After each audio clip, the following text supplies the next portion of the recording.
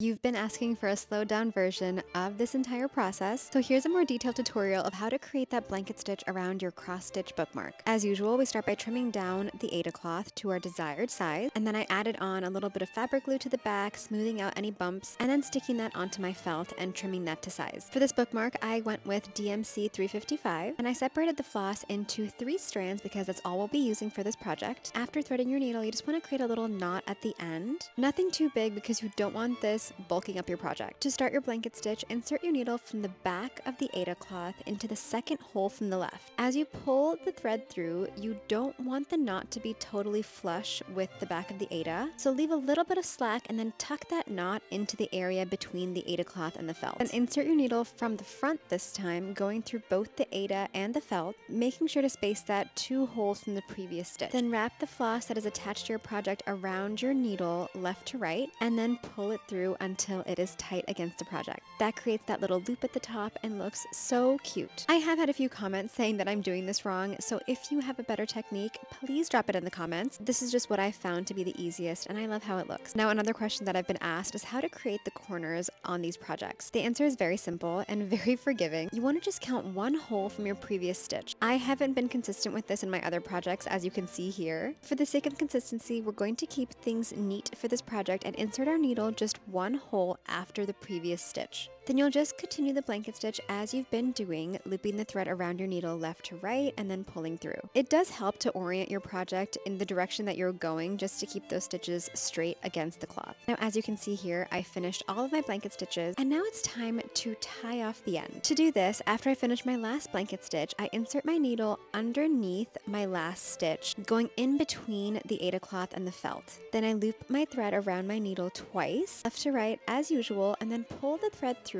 until a little knot forms at the top. You don't want this to be too tight because what you're going to do is slightly shift your thread to the right so that that knot sits at the very edge of that stitch. Then carefully insert your needle between the Aida cloth and the felt, coming up through the felt side and then pulling through until that knot is brought into that center area. You can smooth out any rough edges on the felt just to get it back in place. Then cut your floss as close to the felt as possible. Smooth it out to get that excess floss to be fully into the felt, and you are good to go. This turned out so cute. I'm truly obsessed with this color combo. It's so pretty. As usual, let me know if you have any questions, and I'll see you very soon.